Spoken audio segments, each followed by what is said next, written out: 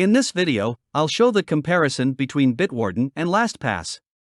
Firstly, I will show you the Bitwarden. Bitwarden is a freemium open-source password management service that stores sensitive information such as website credentials in an encrypted vault. The platform offers a variety of client applications including a web interface, desktop applications, browser extensions, mobile apps, and a command line interface. Let's have a look at how it works.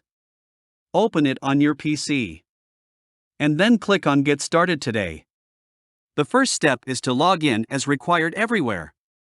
You must log in with a strong password.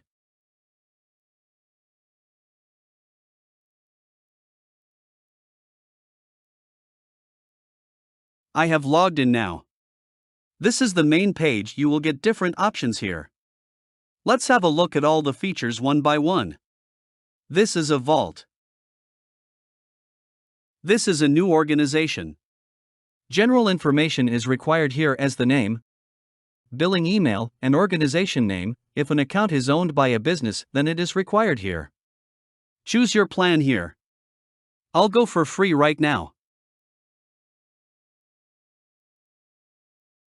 And then submit. Your organization is created now. If I open it here with different options such as a vault, members, reports, billing, your subscription plan, and then settings. If I click on the name of the organization, a page like this will appear. You will get different options here, such as first, login, cards, identity, secure notes, and then folders. All these were the organization's items. Now we are going to see other options. Let's add a new item here. For this, I am going to click on Add New Items. You have to give some information for this purpose. You can add a URL here, match the detection, and a note can be added here. Add a custom field, and ownership will be automatically added.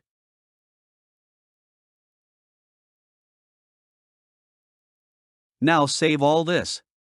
That's how easily you can add new items. Have a look at other features as Vault Tools. Scroll down and see if you can generate a password. Then there are reports, and then organization. That's all about a Bitwarden. Now I am going to talk about LastPass. LastPass is a password manager distributed in subscription form as well as a freemium model with limited functionality. The standard version of LastPass comes with a web interface but also includes plugins for various web browsers and apps for many smartphones. It also includes support for bookmark. You will get two options to get in. I will click on Personal and then Get In. Then start a trial with families. Then create an account with a strong password, confirm the password, and log in. Now I am going to install it. Then add it to Chrome and now add an extension. Here I am on the main page.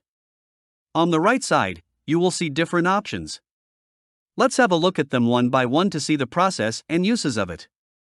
See here all the items: the sharing center, passwords, notes, addresses, payment cards, security dashboard, emergency access, families, and account settings. If you open it here, it will take a while to open.